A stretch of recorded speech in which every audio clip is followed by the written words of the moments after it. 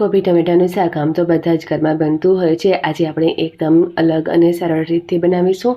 તો વઘાર માટે સૌથી પહેલાં આપણે તેલ ગરમ કરી રાઈનો વઘાર કર્યો છે અને મીઠા લીમડા તેમજ લીલા મરચાં એડ કરી દઈશું અને કોબી એડ કરી દઈશું. સાથે જ આપણે આદુને છીણીને એડ કરી દેવાનું છે.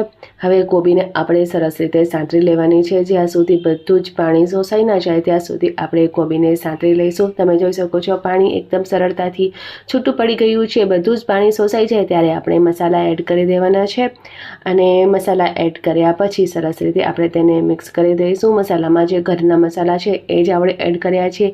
કોઈ પણ ગરમ મસાલો કે એવો આપણે કંઈ જ ઉપયોગ નથી કર્યો. જો તમારે ફૂલ રેસીપી જોઈતી હોય તો ટાઇટલને પાસે મેં અહીં આપી દીધી છે, ત્યાં જઈને તમે ચેક કરી શકો છો. મસાલા નાખી દીધા, સરસ રીતે મિક્સ કર્યા પછી ટામેટું એડ કરી દઈશું, મીઠું એડ કરીશું અને સરસ રીતે મિક્સ કરી લેવાનું છે.